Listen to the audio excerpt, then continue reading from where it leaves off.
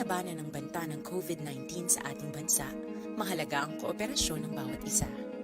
Ang pananatili sa loob ng bahay ay isa sa pinakasimple pero pinaka-epektibong paraan para hindi kumalat ang virus. Kunwari, ikaw ang tuldok na ito. Malusog ka at malakas. Lumabas ka ng bahay. Ang hindi mo alam, may nakasalamuha ka ng may COVID-19. Tandaan, mahirap malaman kung sino ang may virus, pero madali itong maipasa sa iba. Pwedeng naipasa na pala niya ang virus sa iyo nung umubo siya, o bumahin. O baka naman ay nahawa na dahil humawa kayo sa parehong bagay na kontaminado. Ngayon ay mayroon ka na rin COVID-19. Isa ka ng carrier na makakahawa sa iba. Dahil maaaring ilang araw pa bago lumitaw ang sintomas na ubo, sipon, hirap sa paghinga, at lagnat. Pwede ring wala kang nararamdamang sintomas, ngunit nakakahawa ka pa rin. Pag-uwi mo sa bahay, maaari mong mahawahan ang iyong pamilya. Kasama na rito ang lolo at lola mo o ang mga magulang mo na may edad. Sila ang may pinakamahina na depensa laban sa virus. Ang mga may sakit sa puso, diabetes, high blood, at iba pang pre-existing conditions, at mga buntis, mahina ang panlaban sa COVID-19. Kapag na-infect ang taong mahina ang immune system, posibleng magkaroon siya ng malalang karamdaman at kailanganing dalhin sa ospital. Sa patuloy na paglabas ng bahay at pagpunta sa pampublikong lugar, tinatayang maaari kang makahawa ng 3 pang tao at sila makakahawa ng mas marami pang iba. 20% ng mga nahawa ay maaaring maospital at dadami ng dadami ito habang mas kumakalat pa ang virus. Bukod sa dumaraming COVID-19 patients, marami pang ibang may sakit ang nasa mga pagamutan. Ang mga pasyenteng malubhang-malubha na ang karamdaman, hindi na maaasikaso. Wala ring lugar para sa mga pasyenteng may ibang karamdaman. Kaya nating iwasan ang patuloy na pagkalat ng COVID-19 kung iisipin natin ang kapakanan ng iba. Kailangan nating isipin at kumilos na parang bitbit na natin ang virus para hindi ito kumalat pa sa iba. Sundin ang social distancing. At hanggat maaari, manatili sa loob ng bahay. Kung talagang kinakailangang lumabas, panatilihin ang 1 metrong layo sa ibang tao. Maging malinis din sa katawan at sa kapaligiran. Parating maghugas ng kamay gamit ang sabon at tubig. At i-disinfect ang mga bagay na madalas hinahawakan. Ang mahalaga, mapabagal natin ang pagkalat ng COVID-19 para mas kakaunti ang mga kailangang magpa-ospital at mabawasan ang mga Pilipinong magkakasakit. Magiging epektibo lamang ito kung mananatili tayo sa bahay. Sundin ang social distancing. Isang maliit na sakripisyo para sa buhay ng kapwa nating Pilipino. Tulong-tulong tayo. Let's beat COVID-19.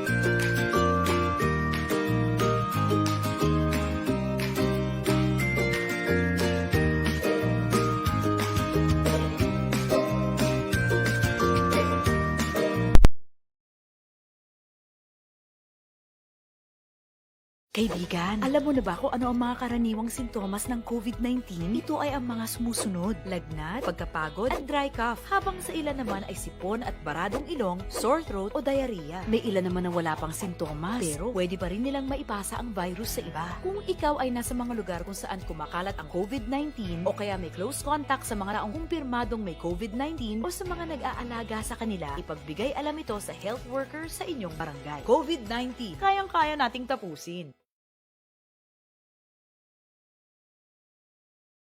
Nasistress ka na ba? Nagpapanik o natatakot dahil sa COVID-19? Normal lang ang ganitong mga reaksyon sa ngayon. Pero may magagawa ka para mapagtagumpayan ang sitwasyon na ito. Ituloy lang ang pangangamusta sa mga kamag-anak at kaibigan gamit ang text, tawag o video. Tiyakin na ang mga bata ay ligtas at nasa maayos na kalagayan. Gawin sa bahay ang mga nakasanayan upang hindi mabagot o mabalisa sa panahong ito. Sa wastong pag-iingat, ang virus hindi kakalat. COVID-19, kayang-kaya nating tapusin.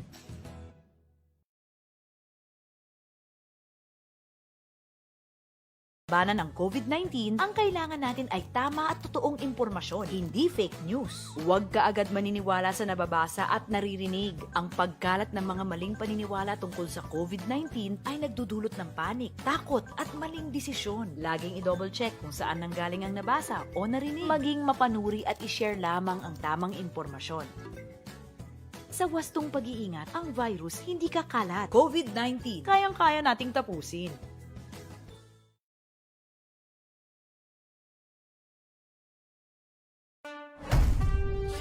Patuloy pa rin ang laban natin sa COVID-19. And together, we can beat the solution. B. Bawal walang mask. I. Isanitize sa mga kamay. Iwas hawak sa mga bagay. D. Dumistansya ng 1 metro. A. Alamin ang totoong impormasyon tungkol sa COVID-19. Protektahan natin ang sarili at mga mahal sa buhay. BIDA.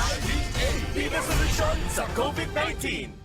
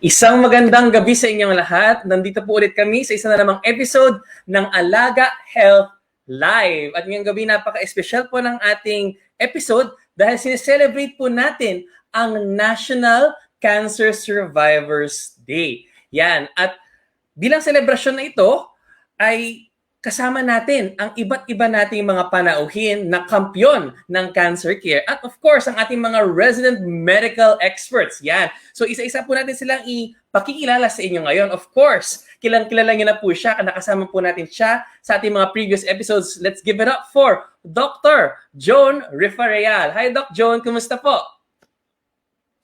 Good evening, Dr. Dex, and of course, sa lahat po. At yes, now with us tonight. Thank you for having me once again. Thank you. All right, thank you, Doc Joan. And let's now introduce our next guest. She is actually one of the major champions when it comes to gynecologic cancers, no? Gynecology, oncology. And she is none other than Dr. Ces Llave. Hi, Doc. Kumusta po?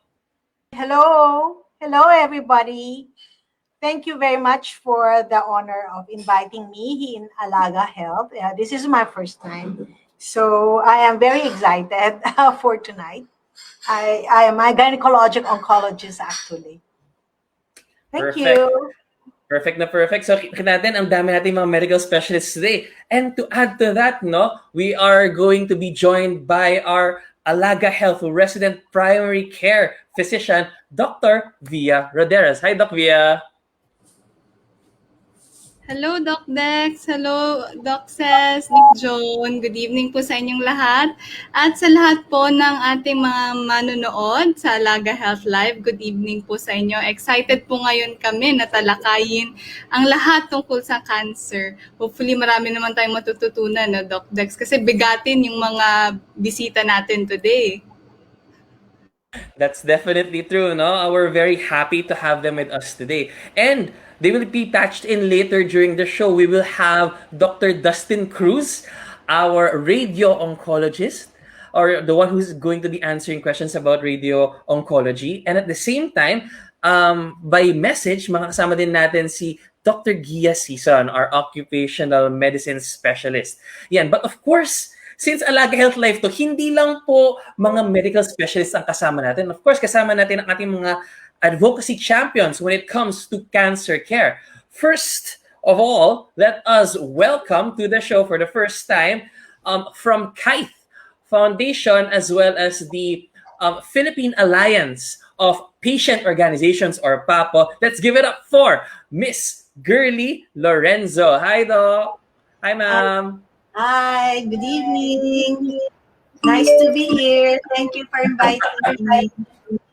Always a pleasure, ma'am. And of course, joining her, another standard bearer of sorts when it comes to cancer care advocacy in the Philippines, none other than Miss Cara Alikpala. Miss Cara Alikpala. Yes, hi, ma'am. Kamusta po? Health at sa mga kapwa kong there you cancer go. survivors. Good evening. Yes, she's representing Cancer Coalition Philippines as well as ICanServe Foundation, two organizations that are really leading the charge when it comes to cancer care advocacy in the Philippines. And of course, unfortunately, she won't be able to join us, but hopefully we'll be able to hear a message from her during the show. We are hoping to have with us Ma'am Menchie Auste. But the show must go on, so let's get to it. Let us now check our first segment for tonight, the Alaga Health Live Check-Up. So, shoot.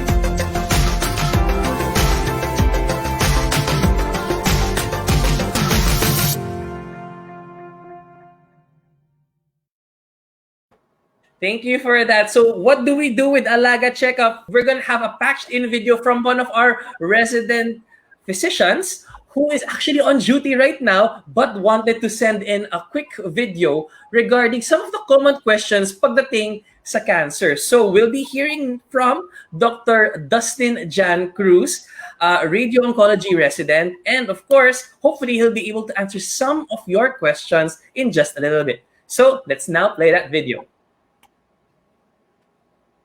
Magandang araw po sa inyong lahat. Ako nga po pala si Dr. Dustin Cruz, isa pong resident physician sa Radiation Oncology and isa pong Happy National Cancer Survivors Day po sa inyong lahat. Nandito po ako upang sagutin ang ilan sa mga common or kadalasang mga katanungan tungkol po sa cancer. Mga tinatawag natin na frequently asked questions. Yung unang tanong po, Dok, kapag may bukol ba, cancer na ba kagad yun? Ang sagot po dito ay hindi. Kasi po, meron po tayong mga tinatawag na mga benign na bukol at siyempre meron din nga po ng mga malignant o mga cancerous na bukol. Paano po malalaman kung cancer po ba ang bukol na yan? Importante po na pumunta kayo sa inyong mga doktor dahil unang-una sa lahat, importante po yung tinatawag na history and physical examination para malaman po nila kung ano po yung mga naramdaman and makita po nila kayo mismo. And then nandito po rin mismo yung tinatawag natin na diagnostics. Pag sinabi pong diagnostics, nandyan po yung mga imaging na tinatawag natin tulad ng mga X-ray, ultrasound, CT scan, at MRI. Pero isa po sa mga pinaka-importante sa lahat ay yung tinatawag na biopsy. Kasi ito po talaga yung sigurado or definitive na magsasabi kung cancerous po ba ang bukol or hindi. Ang biopsy po ay yung pagkuha ng maliit na sample ng bukol, no? At tinitingnan po ito sa ilalim po ng mga microscope at sa mga laboratorio upang malaman kung cancerous nga po ba o hindi. So, ang sagot po dito sa tanong na ito ay hindi. Hindi po basta-basta cancer lahat ng bukol sa ating katawan. Dok, kapag may cancer ba, ibig sabihin ba nun, may taning na ako or nabibilang na lang ang mga araw ko? Ang sagot po dito ay hindi pa rin. Bakit po? Kasi sa panahon po natin ngayon, no, kumpara po dati na hindi pa masyado advanced sa mga pag-aaral at mga discoveries pagdating sa lunas sa cancer, ngayon po, no, marami na tayong mga treatment na binibigay. At pag nagkaroon ng cancer ang isang pasyente, ang tinatawag natin na prognosis, no, or yung tagal or yung survivability ng isang pasyente ay nakadepende po sa maraming bagay. No? Unang-una na dito is anong klaseng cancer ba ang meron ka? Anong stage mo na ngayon na nakita ka ng doktor?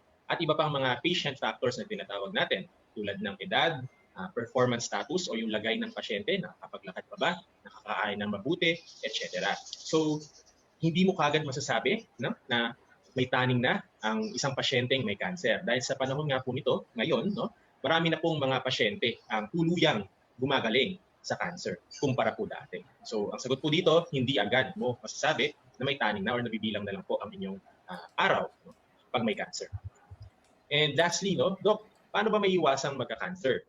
Actually, lahat tayo, no, ay merong tsansa, no, na magkaroon ng cancer. Bata man, middle age, at lalo na ang mga nakatatanda. Lahat tayo ay may chance ang magkaroon ng cancer. Ngunit, may iwasan natin ang cancer sa pamamagitan ng unang-una sa lahat, ito, common to, yung pagpigil sa paninigarilyo. Dahil established naman na sa lahat ng pag-aaral na ang paninigarilyo ay nagkukos ng tinatawag natin na lung cancer. Nandiyan din po ang pagkain ng mabuti, ng healthy lifestyle, exercise, and nandiyan din po minsan ang bakuna. Magandang example nga din po dito ay yung sa cervical cancer or yung cancer sa kwelyo ng matres. Meron pong bakuna na naibibigay para po maiwasan or mabawasan yung tsansa na magkaroon po ng tinatawag na cervical cancer.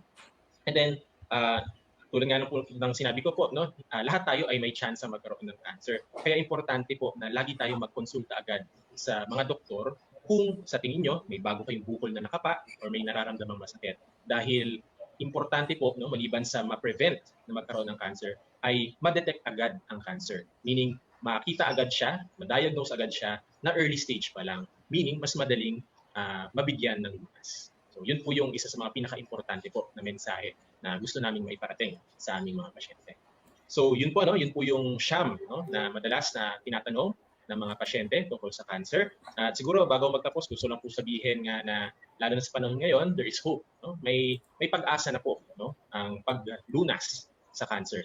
Hindi tulad dati, no, na talagang pag nagka-cancer ka, masasabi na kagad, may taning ka. Ngayon po kasi ay maganda na po, no, ang mga teknolohiya at mga gamot na pwedeng ibigay sa cancer. That's why kahit na may cancer ka or ang iyong mga kamag-anak, mayroong pag-asa. Ang importante lang po ay magpakonsulta po kayo sa aming mga doktor. Muli, maraming salamat po sa inyong pakikinig. Alright. There you have it, no? Maraming salamat, Dr. Dustin Cruz. Isa po siya sa mga matalik kong kaibigan. And right now, I hope that you're able to find out a little bit more about cancer. May mga nabanggit na siyang pag-uusapan natin maya-maya lang, no?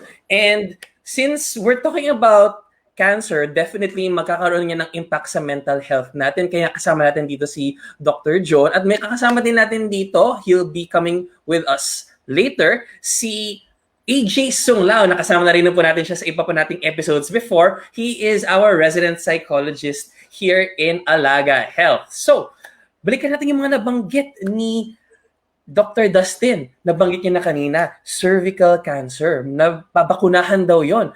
I think perfect na perfect kasi meron tayong expert pagdating dyan.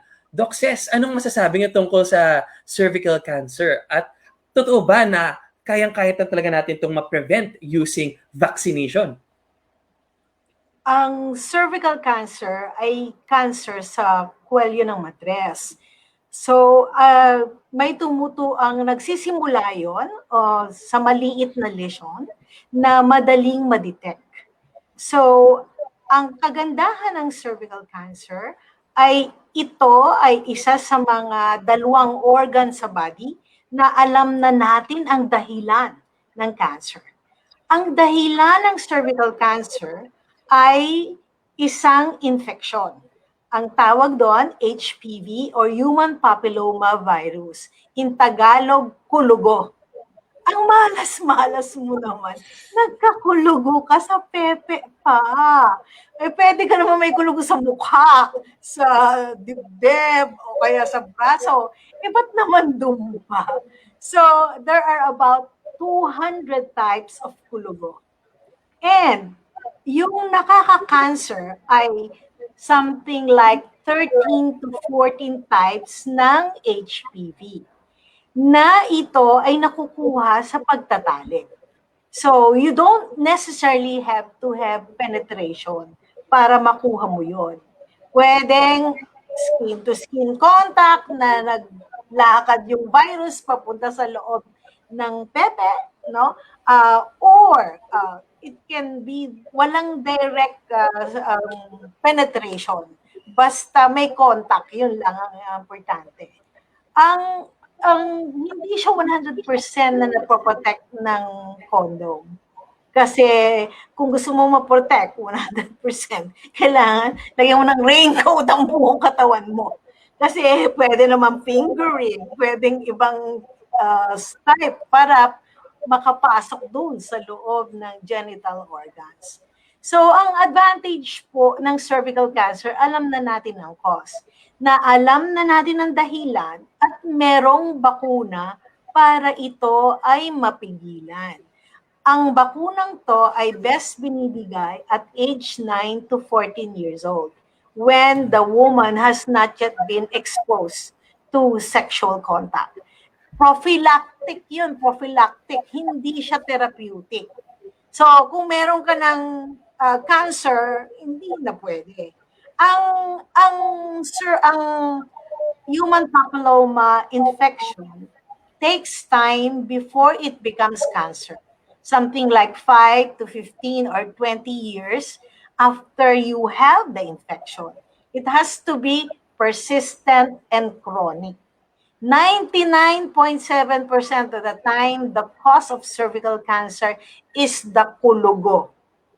So, yun talaga yun.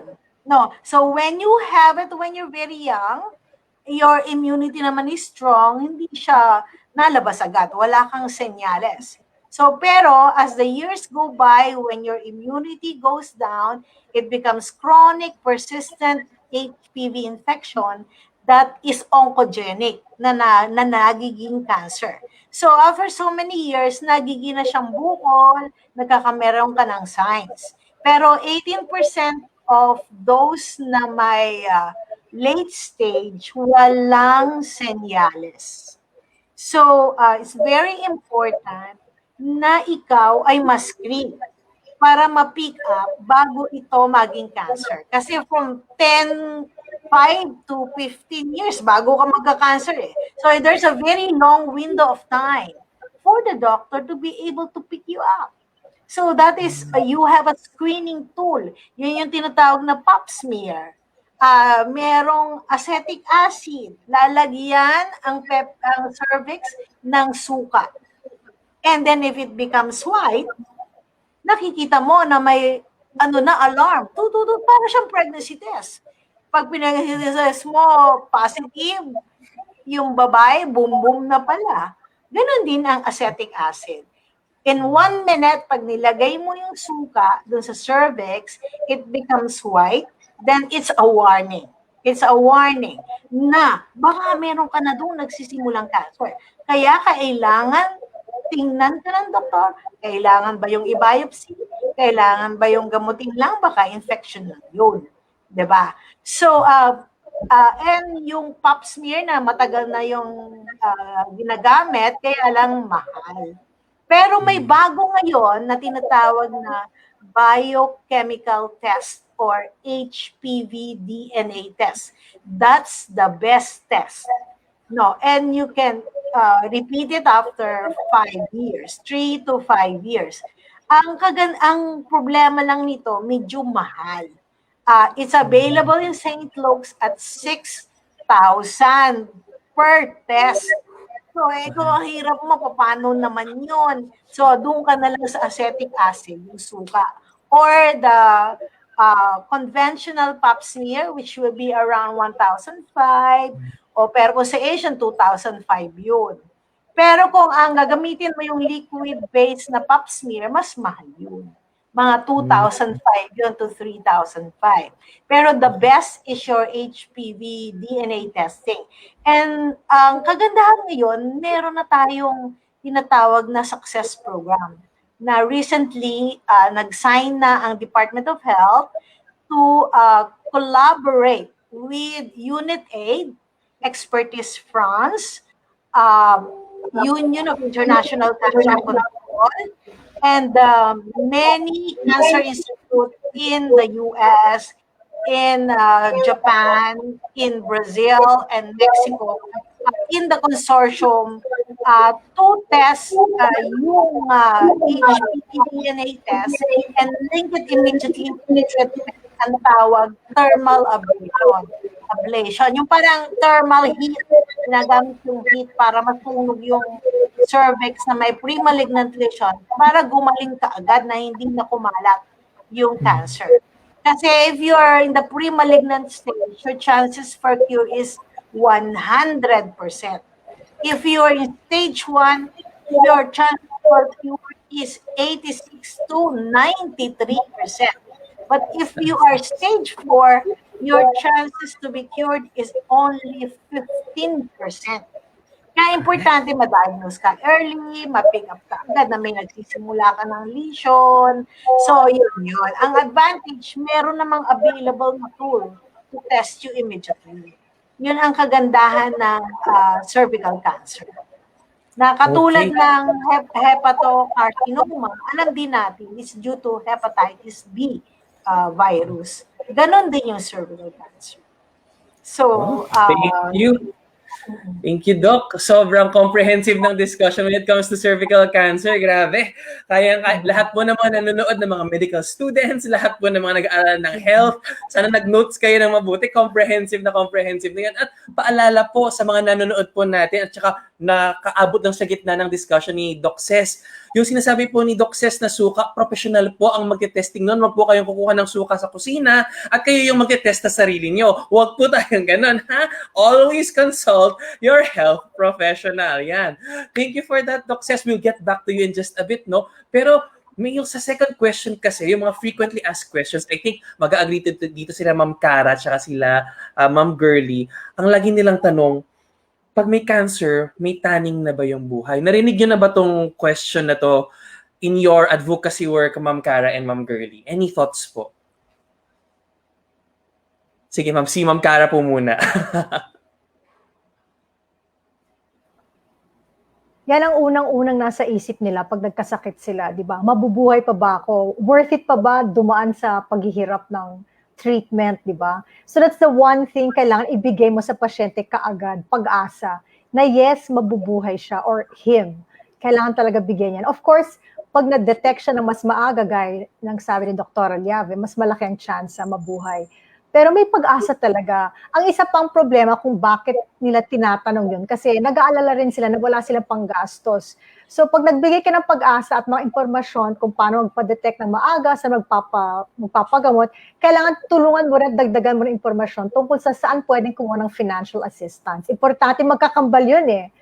Kasi in my experience, ang mga, let's say, babae sa breast cancer, hindi naman takot yan eh. Ano lang talaga, takot sa gastos. At saka inisip nila kung mabubuhay pa sila. So, yun lang yung dalawang pinagmumulan. But yes, you can survive. I'm proof kasi 24 years na akong survivor. So, literal living out the being a part of the National Cancer Survivors Group, Ma'am Cara. So, we're very thankful for that. Kayo po, Ma'am Girly, dami pong members ng PAPO and a lot of them are pertaining to cancer. Ano po ba yung madalas nilang nababanggit or worry nila? Kasi ang worry nga, sabi ni Ma'am Cara and sabi ni Doc Dustin, ay, naku, may taning na ba yung buhay ko? Kaya ko ba? Sabi ni Ma'am Cara, financial. Tsaka may pag-asa pa ba? Kaya Ma'am Girlie, what are the things that you usually hear na kalimitang tinatanong nila pagdating sa cancer? Oh, so tama yung sinabi ni Cara, no? So yun yung usually pag kunyari na-disclose na sa kanila ng doktor, di ba, na parang, wow, parang pasana nila, no? Nahulugan sila talaga ng mundo na parang, oh no, di ba, ano to? Tapos, alam mo, isa pang worry nila kasi ano mang may role yung media at saka yung false information na kumakalat, di ba? Kasi kunyari sa media, di ba nakikita natin sa mga drama, mga ganyan na namamatay, ang parating namamatay ang taong may cancer. So syempre sila parang kunyari wala sila mapagtanungan, di ba, na mga eksperto, ganyan, yung mga neighbors, yun ang kanilang pinaniniwalaan. Kaya importante yung mga shows na ganito, Doc Dex, kasi talagang proper information, correct information is what we really need sa mga pasyente.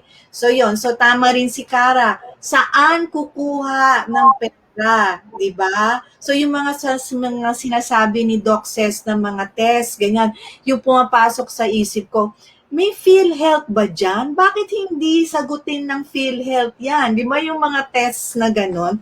Kasi yun yung mga, makakaalis ng burden sa pasyente kung very minimal ang out-of-pocket expenses nila.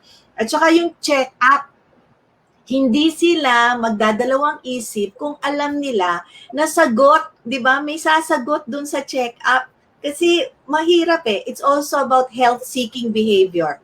I think we can mold that, we can change that if we are able to give ito yung mga konsulta, yung primary health benefits, ganyan, para sige magpa-check up kayo kasi hindi naman lalabas sa out-of-pocket nyo, di ba? Pa-check up kayo para mapalitan natin yung health-seeking behavior ng pasyente. Doc, dagdag. Ay, padagdag lang, Doc. Kasi nasa media rin ako broadcast journalist rin ako at saka documentary filmmaker. Dagdag ko lang sa sinabi ni Girlie, guilty rin kami sa media, parang hindi lang yung cancer patient na mamatay sa drama, laging kontrabida siya. Kailangan yung masama, laging mamamatay sa cancer, parang pinarusahan kami. Wag naman ganon, di ba? Hindi naman nila kasalanan. And then, to the other point, yung may taning ang buhay, ako against ako sa ganyan. I mean, I'm sure mga doktor medyo masasabi nila hindi gano'ng katagal. Pero yung may taning, hindi ako naniniwala kasi hindi, nasa Diyos yan eh. Maraming tinaningan na humaba pa yung buhay, lalo pa nga humaba eh. Like ako sinabihan pa nga na hindi ako magkakaanak. So, may anak ako ngayon, 20 years old. So, wag ka kumontra sa Diyos. Try your best. So, always give hope. Walang taning-taning. Ako yung ganyan. That's right, Ma'am Cara. And of course, kasi nakakapanic yun, Ma'am, no? Kasi parang there's so many things in your mind na aapektuhan yung mental health mo. And I think, since nabanggit yun na rin yung media kanina, ito for sure, celebrity doctor. And of course, our resident go-to person when it comes to anything and everything when it comes to mental health. Nandito si Doc Joan Rifareal plus our psychologist, AJ. So, what are your thoughts? Paano ba nakaka-apekto yung notion of cancer to the mental well-being of someone who has cancer or potentially as a family member ng taong merong cancer? Kasi it's not just a single person disease. It will affect the whole family. So any thoughts, Doc Joan and AJ, for mental health? Yes, AJ, ikaw na, or ako muna? Ako muna, Doc Joan. Okay, sure. Yeah, thank you very much for sharing, Ma'am Cara, and of course, Ma'am Girlie. Yeah, in fact, no, na-mention na ni Ma'am Cara and Ma'am Girlie kanina about the worry, fear, anxiety about finances, the course of treatment, and of course, recovery and remission rates.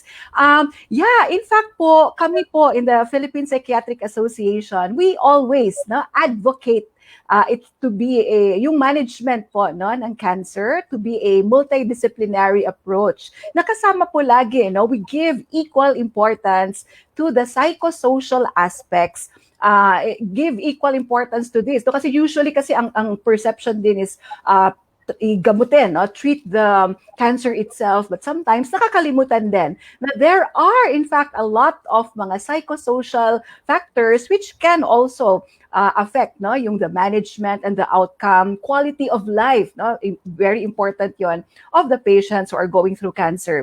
Let us always remember na in fact sa start pa lang ng pre-diagnosis pa lang, hindi pa talaga na-diagnose, nag-start na doon, no? Yung mga worry, fear, pangamba. Kasi because of that uncertainty, no? May mga feelings of, ano ba to? What am I going through? Itong mga simptomas, ano na bang nangyayari? So feelings of uncertainty, there is also that loss of control kung may mga diagnosis na or diagnostic tests, parang nawawala na, no, yung control natin sa mga pangyayari, and it can of course, no, cascade to mga normal or common reactions like depression, anxiety, especially pag nasabi na, no, ang specific na diagnosis, at hindi lang to nakaka-affect sa mismong the patient who is going through this process, but pati na rin yung mga loved ones, kasi sila din, no, they form part of that very important na social support system for the patients, and sila din, apektado din sila kasi syempre nakikita nila no, kung nalulungkot po ang kanilang loved one who is going through this, sila din, they're also affected, and everyone in fact, lalo na sa atin, no, na very tayo, close-knit ang ating mga family, so lahat talaga, no, lalo na mga caregivers, loved ones, friends, and families. And let's always remember din po, no, na pag ang isang individual ay na-diagnose, no, with cancer, may mga normal talaga po, no, na grieving process, which is normal. Kasi grieving process meaning pag nalaman kasi natin, no, na may threat to our health. Kasi health ito, no, health-related na threat.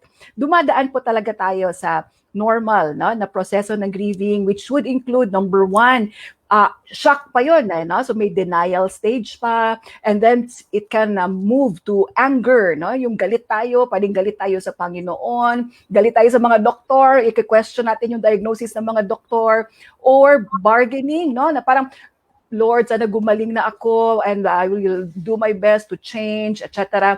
Or to, again, what was mentioned earlier, mga simptomas po ng depression, or yung tipong nag-isolate na tayo because slowly, no, nafe-feel na natin po yung impact of the medical problem. But all of this is really, no, mas maganda pagdaanan natin itong mga stages na ito, because nakakatulong to hanggang sa umabot tayo doon sa acceptance phase, kung saan ay mas nakikita na natin, no, kung ano ang meaning of what was happening, of what is the ano ang naidudulot nito, no, ang meaning and purpose nito sa ating buhay. Kaya yeah, very important po sa multidisciplinary approach or a team effort po sana, and kasama lagi po doon ang mental health and psychosocial support. Thank you for that, Doc Joan. And just to add lang, no, and I'll be speaking from one as a psychologist, another as a family member of a cancer survivor. So my dad is a cancer survivor, colorectal cancer, in remission na siya. And tama talaga siya sabi ni Doc Joan na it's really a whole systems approach, multidisciplinary, but also it boils down a lot to communication, especially early on. Dahil nga, diba, proseso ang cancer, proseso ang recovery, proseso ang paggaling dito. Na from the moment you find out to every form of treatment, every side of it, whether it's chemo, whether it's surgery, na these kinds of communications are so powerful and important. Lalo nga na, as na-mention nga kanina, na not everything in media is positive, and sometimes even family or even friends, community that mean well might not necessarily do it well. Like, it's very common for people to ask na, ano bang bisyo mo? Kaya ka nagka-cancer? Ano bang ginagawa mo? They're trying to find the root, pero that's not necessarily helpful. And really, when someone's going to cancer, it's really just finding that support. Dahil, and this is one of the things why mental is so important, is because it does affect diba, yung outlook natin, yung energy natin, or sometimes even our immune system, depending on how much that goes. And in cancer, it's really a marathon. Now you really want to keep your energy up, your health up in all aspects. Kasi nga, you want it, lalo na if, for example, one session of chemo hits harder than the others, or something happens outside of cancer dahil di na naman may cancer ka, the rest of your life stops. as what was mentioned earlier, there are other issues like financial, maybe your work is affected, maybe your ability to be with your family is affected, to do what you love is affected. So it's really just trying to keep this going. And as a son specifically of as a cancer survivor, it's also this understanding on ano bang pwede ko gawin. And this is where really support groups and good internet resources and of course your own support system will come in.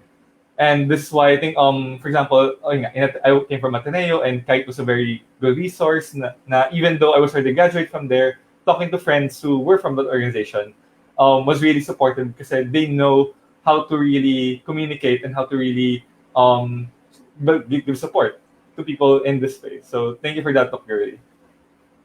All right. So we're just going to have a very short intermission because paganda ng paganda yung usapan natin. Ang dami pong nanonood ng live ngayon. This is being simulcasted on multiple Facebook pages and that includes, of course, Hello Dr. PH, Aquaran Talk, of course, the Alaga Health Facebook page, and so many others. But for now, it's time for a very quick Alaga Health update. So, roll it.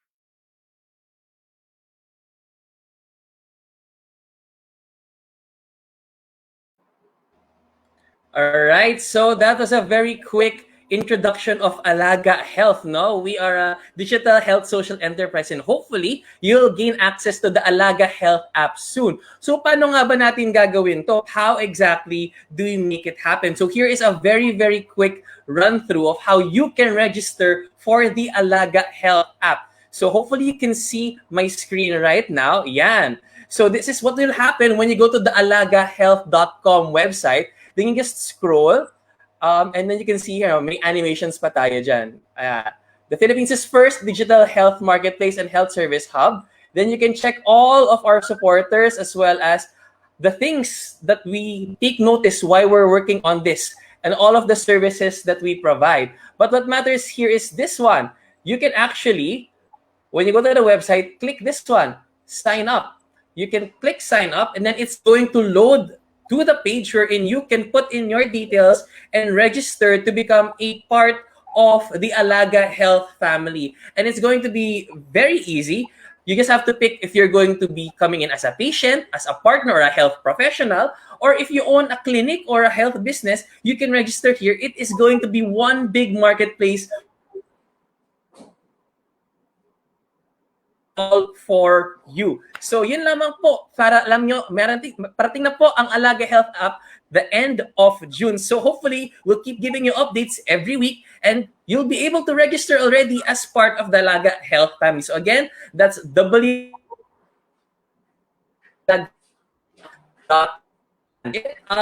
perhaps we can jump back into our conversation, no?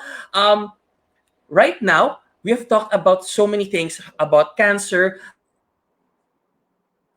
the impact.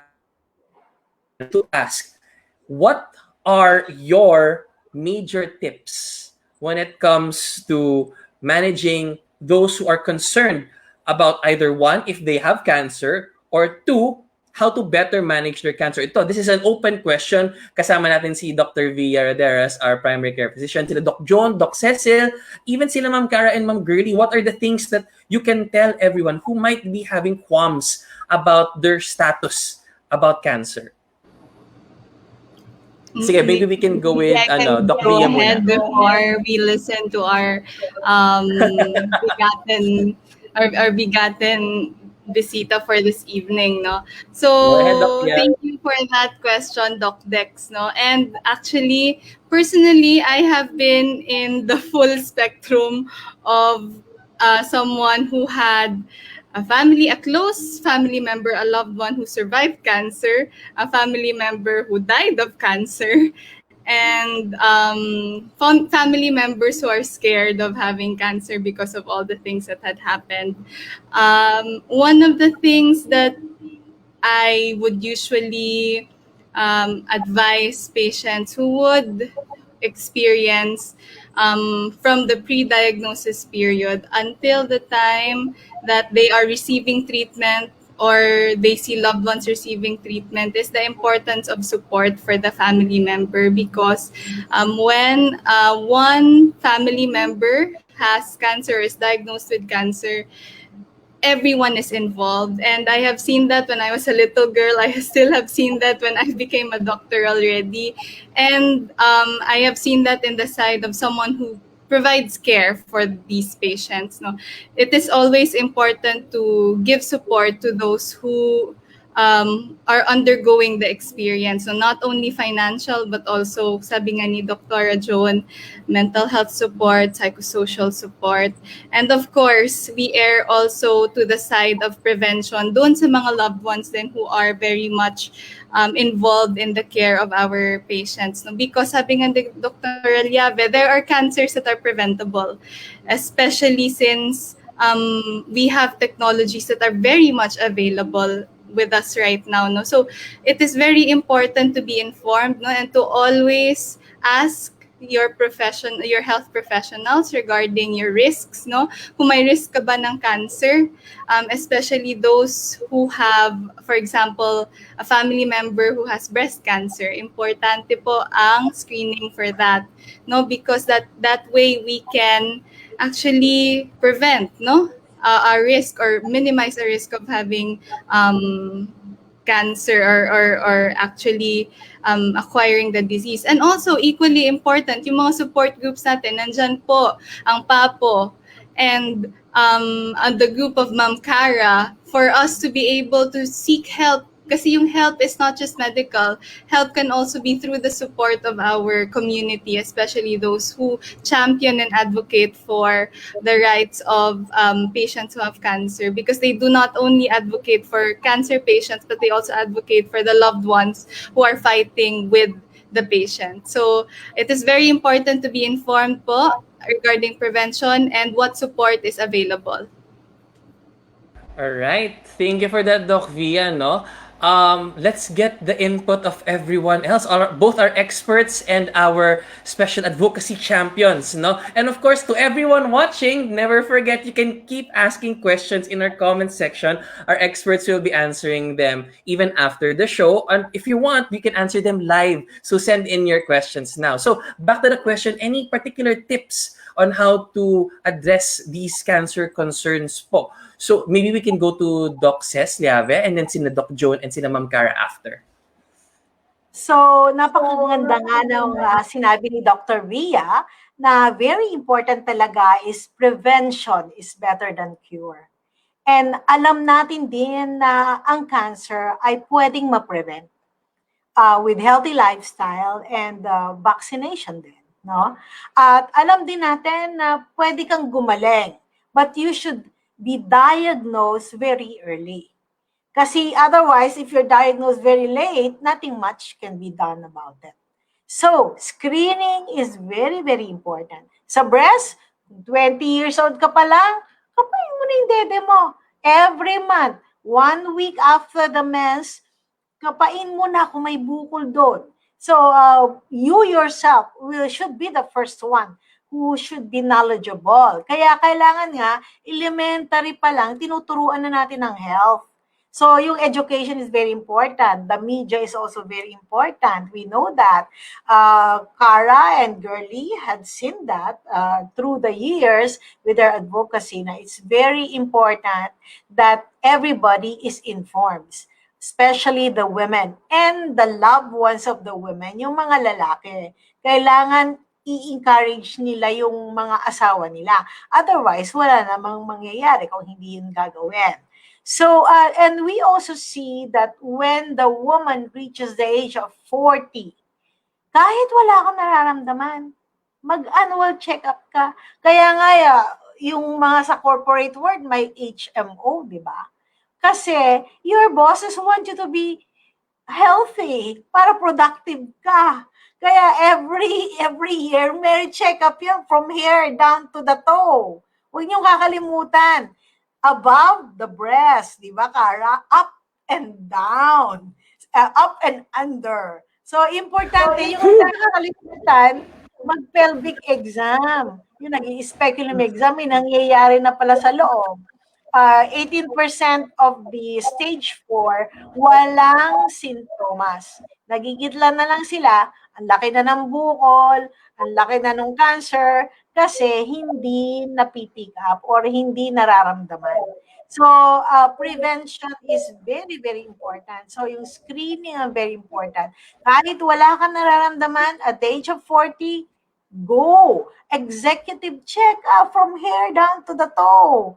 Huwag kang papayag na pa nagpa-examine ka sa doktor, inuubo, ang titingnan, ilong, baga. Yun lang. Tapos yung pala, kaya pala inuubo, meron ng metastasis sa lungs na nanggaling sa cervix. Merong ganun eh. Or, hindi tiningnan yung, dinudugo, tiningnan lang yung pepe. Pero may bukol na pala dito sa leeg. Metastatic na pala yun. So, pag ikay magpapatining sa doktor, make sure, titingnan ka pa mula ulo, hanggang leeg, dede, hanggang sa dulo ng iyong kuko. Para siguradong na-check ka. It should be a complete check-up, hindi yung bara-bara lang. And very important, ang ganda ng mga sinabi ni Dr. Joan tsaka ni AJ about mental health. Very important yung mental health. Kasi yung spiritual therapy is very good. Importante yun eh. Marami sa mga may cancer, most of them hindi naman namamatay sa cancer. Namamatay sa nervyos. At saka yung mga comorbidity. Kaya importante yun, no? Tama, ma'am. Right. Okay. So yun, ang number 1 is love yourself. At pag nagka-cancer ka naman, ang importante is number 1 is acceptance. Number 2 is making the most of our lives. So, yun. Ang importante talaga din yung support. I think that those are the most important. Thank you, Doc Ces. Comprehensive talaga, no?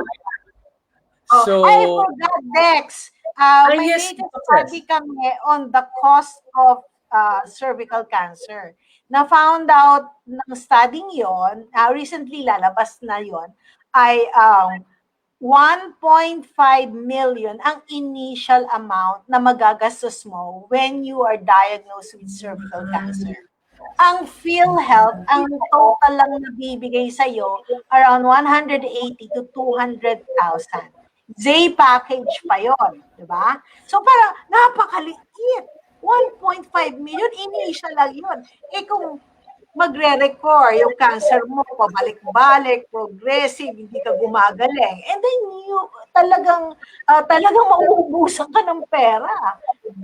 Million talaga ang gagastusin mo. So parang kailangan siguro para talaga yung cancer coalition should push na yung mga Z packages should be more than 200,000 or 250,000 Ma'am Cara daw. Yes, diba? Pero tingnan mo naman, katiting lang yun sa initial expense na 1.5 million. Yun lang, kailangan. Bigat talaga. Ang bigat talaga. Ma'am Cara, may request daw si Ma'am Ces, si Doc Ces. We have to work on getting that package up. And Doc Joan, for sure, very worried kasi so any Ma'am Cara, Ma'am Girly, Doc Joan, and even AJ, any thoughts po regarding everything that Doc Ces mentioned a while ago? Ang dami, very rich. Sige, si Ma'am Cara, kasi mention siya ni Ma'am Ces kanina, ni Doc Ces. Yeah, another tip, no, I mean, I agree with everyone, don't wait to get sick. Kailangan alamin mo lahat ng pwedeng malaman sa lahat ng sakit na pwedeng dapuan. Pwedeng dumapo sa'yo, unfortunately. So I think even in schools, when they teach it, kailangan practical knowledge. Di ba, parang kumbaga, kahit hindi ka business major, turuan niyo naman ako paano mag-file ng tax, paano mag-manage ng money ko. Ganon din yung sa sakit, hindi lang ba sa the anatomy, the ganon. Parang how to really stay healthy, how to prevent, and know your history. Ano ba yung, ano yung mga sakit sa history niyo because you might have inclinations to also have that disease. Alam mo yung tapang natin, yung mga Pinoy matapang at very proactive, hindi sa health, pero pagdating sa pagkukulay ng buhok, pagpapa-whitening, kahit may pandemic, di ba, the moment nalitang ECQ, ang tapang nila, di ba, nagpapaderma at nagpupunta sa salon. Sana ganun din sa health nila, di ba?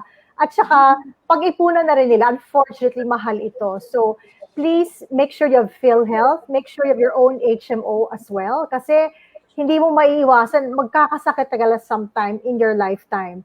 And whatever vaccines are available for any disease, take it to lower your risk. No? Talagang you're up against something very formidable. Feeling ko nga, pag may nagkasakit at ang laki ng financial catastrophe, parang feeling ko 2 or 3 generations affected dyan sa mga utang mo eh.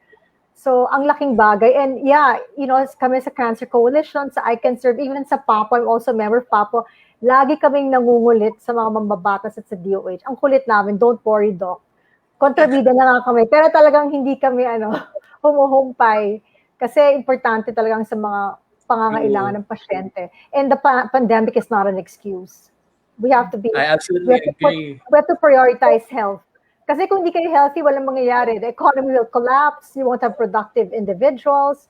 You can't even earn money for the country. You won't have very, citizens who can really build a nation. That's true. Ma'am Girly, anything to add po? For sure, napakarami nating nasagap na information tonight. Anything to add po, Ma'am Girly, given your knowledge of so many patient groups? Oo, I will zero in on yung smoking. Kasi tayo, Dex, part tayo ng Healthy Philippines Alliance, di ba? Pinaglalaban natin ngayon yan. Kasi merong parang may ginagawa sila ngayon sa Congress na parang may nangyayari. So, ang sasabihin ko lang, let's advocate, di ba? Kasi yung mga bata na nakikinig sa atin ngayon, be advocates for healthy lifestyle. Pag si mommy, si daddy, si kuya, o relatives yon nagsusmoke, pakisabi sa kanila, hey, stop smoking, di ba? Kasi I value my health. Kasi pag nanggaling sa bata, parang, bakit niya alam yun? Nakinig ako dun sa Alagang Health, di ba? So, kailangan talaga, let's advocate na stop smoking. At saka, i-enforce talaga yung mga policies on smoking, di ba? So, at saka yung mga nagtatry na may mga magic na nangyayari ngayon sa Congress, di po ba? We are watching you. Okay? We are watching you. Hindi po kami papayag na may mga singit-singit o derivatives of smoking na ang gusto nyong ipasok dyan. So, I think doon ako mag-zero in next. So, please, let's advocate for stop smoking. No Yes, smoke. definitely. I'll add Doc Lecton very quickly sa sinabi ni Ma'am Girly. Yeah, because I just recently lost a very, very dear person to me because of lung cancer. And it's because a big factor of it is smoking. You'll never really know until it hits you. So really, please stop smoking because you'll never know. Hindi mo siya mafe-feel unless it happened to you or to your loved one. So please, ayaw namin pagdaanan nyo yung hirap, yung sakit, the pain of it all. And encourage your loved ones, your family members to really prevent the sickness that smoking gives and stop smoking na po. Yes, Ma'am Girly, support kita dyan. All right, perfect. And of course,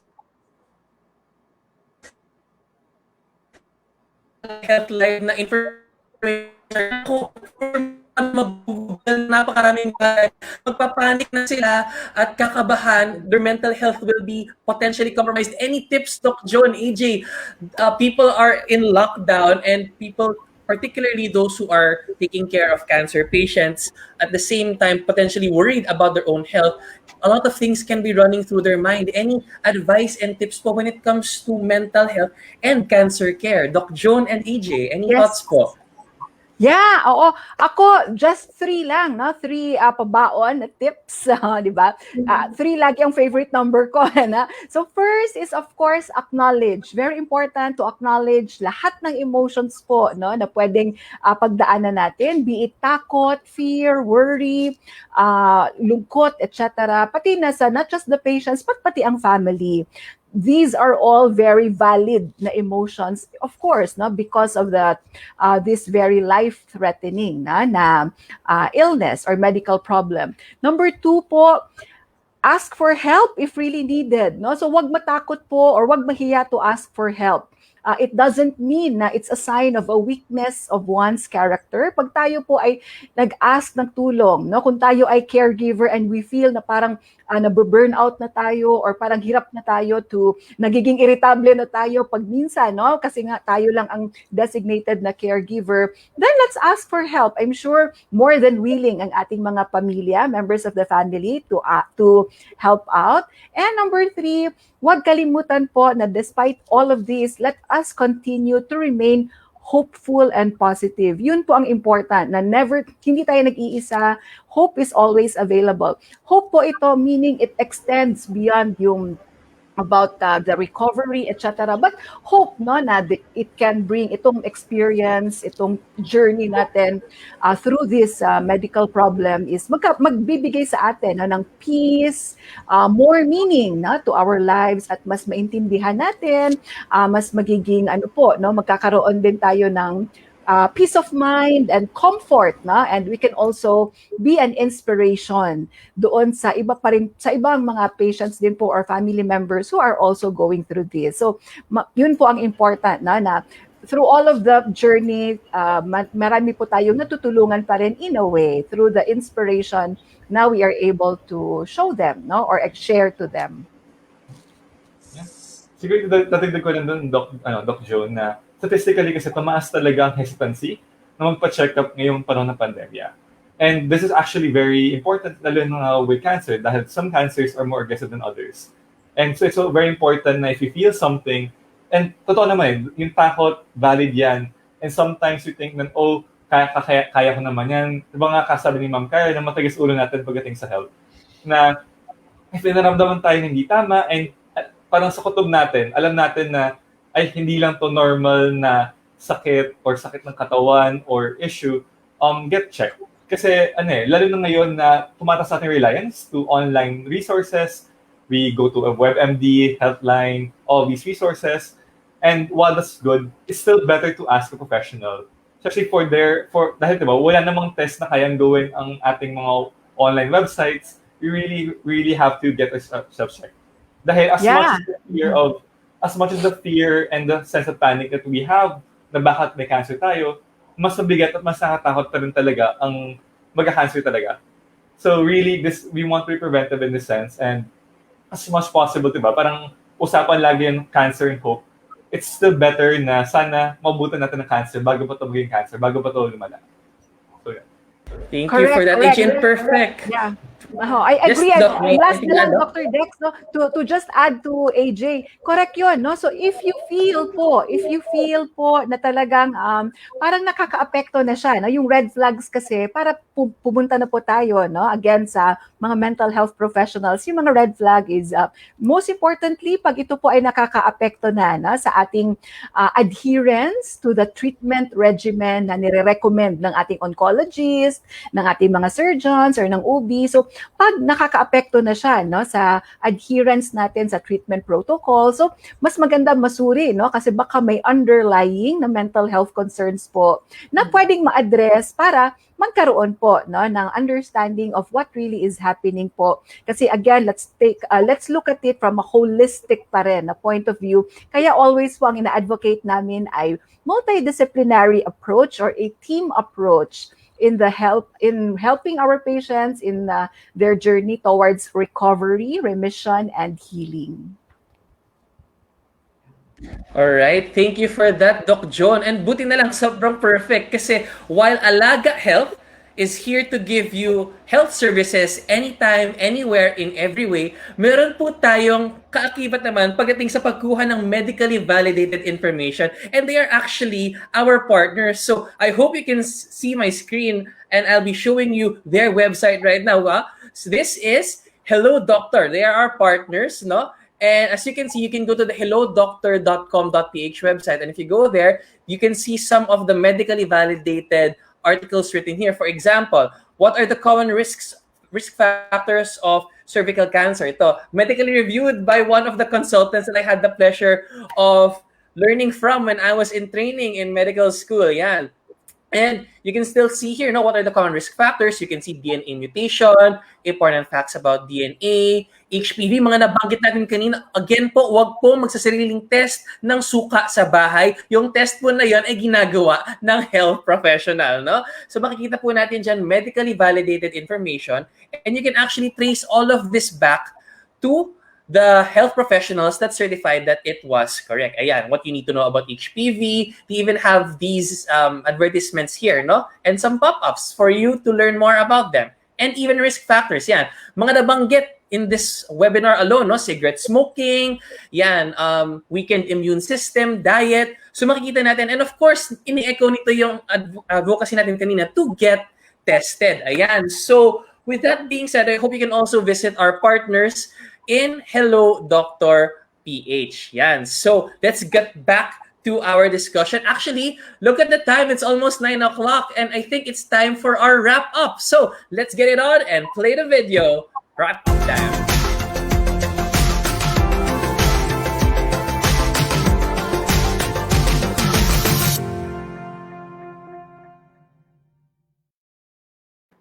All right, it's time for the wrap app. Yeah, if you're noticing, we're using the word app, no, because Alaga Health app is coming out very, very soon. So as part of our wrap up, I'd like to request all of our guests in one beautifully constructed sentence. Ano po ang huling masasabi nyo o payo nyo sa ating mga viewers ngayon? O kaya naman, kung may gusto kayong i-plug na upcoming event or test or screening, please do so. I'll go around the room and ask everyone. Okay, buena mano na tayo. Doc Via, any thoughts? Final words. So it's really a challenge, no? Just a one-liner, no? For those who are, especially those who are suffering from cancer, hope and help is always available whenever you need them, anytime, everywhere, in every way.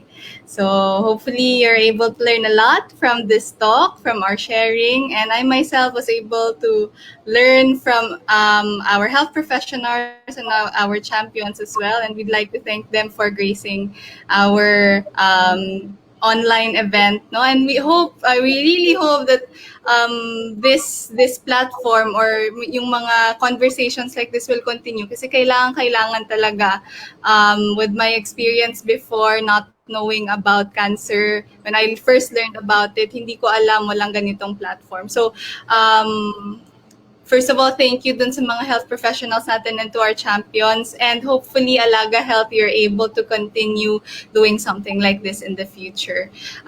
Stay safe. Thank you so much. And always remember that hope is always available. All right. Thank you for that, Doc V. And actually, I'm looking through the comment section.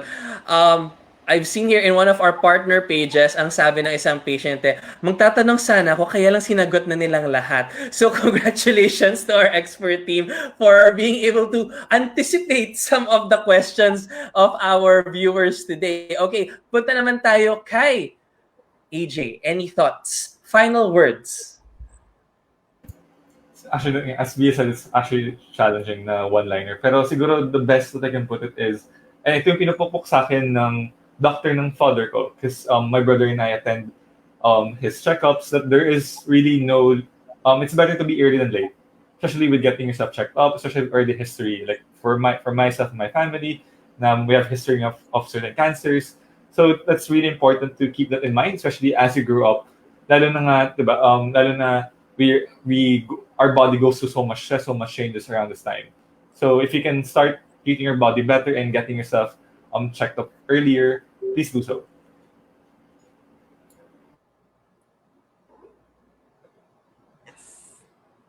Okay, thank you for AJ. And definitely agree, no? It's better to be early. And as someone who has gone through the process and survived and thrived, no, Ma'am Cara, any final words po for our viewers tonight? Yeah, marami nagtatanong sa akin how to treat a cancer patient. And what I always tell them is, don't treat a patient as if he or she were a patient. Don't treat that patient as if he were dying or dead. Don't give up on that patient. Tao pa yan. Treat them the way you would from before. And as a patient, despite the physical inconvenience and suffering, we go through a beautiful spiritual journey. It's a purification process talaga. It's something everyone should go through, but I think it happens to us sooner, those who get really sick. Well, actually, a lot of people are going through it during the pandemic. And I just want to say the biggest fear to cancer is not really death, but having led a life without meaning. Thank you for having me, Doc. Thank you, Ma'am Karen. I hope this is the beginning of a beautiful partnership between us, the Cancer Coalition, and of course, ICanServe Foundation. Yes, thank you, Ma'am Kara. And of course, let's ask now, Ma'am Girly, final thoughts. Ano pong masasabi nyo? This is a very rich discussion and it was a pleasure to have you with us tonight. So, Ma'am Girly, final thoughts po. Thank you talaga for having us. So, sa mga pasyente dyan na wala pang support group at naghahanap at medyo lost, pwede ho kayong i-contact ang PAPO, onevoice@papo.org. Tapos, yung aming Facebook, Philippine Alliance for Patient Organizations. At siguro pwede namin ho kayo i-direct sa mga patient support groups na pwedeng makatulong sa inyo. Kasi you should not travel this journey alone. People are here to help. Andyan yung mga experts natin na mga doctors at andito rin ang mga kapwa-pasyente na who are willing to help patients. Patients helping patients. So tapos Sir Dex, Doc Dex, gusto lang i-plug yung Bakuna Now Na campaign ng PAPO. Tinutulungan ho namin ng Department of Health sa mga A3, yung mga may comorbidities na talagang we are encouraging you to get vaccinated. So we have a launch campaign on June 8 and you'll hear more about it. Bakuna Now Na. Salamat po, Doc Dex. All right, Bakuna Now Na. Let's all join Papo in that advocacy. Hopefully, we could reach herd immunity sooner rather than later. So now let's go on and ask for the final words of Doc Joan. Any final words, Doc Joan? Yeah. Oo. Challenging lang kasi one-liner lang. So, ang one-liner ko is, I want to emphasize lang yung sinasabi ng World Health Organization that there is no health without mental health. So in fact po, sa itong mga medical concerns for cancer and of course other medical concerns or problems po, hindi lang po tayo magfo-focus sa treatment of the cancer itself, in the physical aspect, but let's always remember to treat the totality, the totality of the individual. And of course, kasama na rin doon yung social health and well-being, meaning huwag natin kalimutan to strengthen the social support system available for our patient. So, yun po ang aking paalala. So, again, there's no health without mental health. All right. Thank you very much, Doc Joan. Always a pleasure to hear your tips when it comes to taking care of our mental health. And last, of course, but definitely not the least, Doc Ces Llave, any final words po, especially that nakaroon tayo ng masterclass when it comes to cervical cancer tonight. So any final words, Doctora? Yun nga, mahirap pumili ng isang word, but I'd rather say na number one, you have to love yourself. And by loving yourself, you have to take care of your body. And, isa lang ang buhay natin and it's short. So you have to give your best. Cherish every moment. And when you love yourself so much, you will love more the others and you are going to share that love. So it's very important that you are healthy, happy, and safe. So with that, thank you very much. Nakakaaliw ang inyong Alaga Health. Okay. I commend you for this. This is very good. Maraming salamat po, Doc Ces. And look at the time. It's 9 o'clock. We're about to close muli. Maraming salamat po sa ating mga doktor, health professionals, mga partners galing sa Kythe Foundation, Philippine Alliance of Patient Organizations, Cancer Coalition in the Philippines, ICanServe Foundation, and Cancer Warriors Foundation na nag-advocate kasama natin. And of course, special thanks to Hello Dr. PH and Quarant Talk Media for helping make this happen. Kita-kita po tayo ulit sa susunod na Sabado para sa isa na namang oras ng libreng konsultasyon at masayang usapan dito lamang po sa Alaga Health Live. And next week, mga kabataan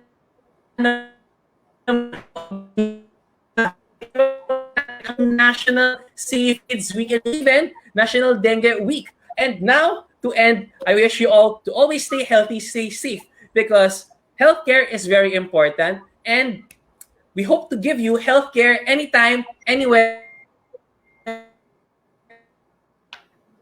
Ito po ang Alaga Health Live. See you next week. Bye guys.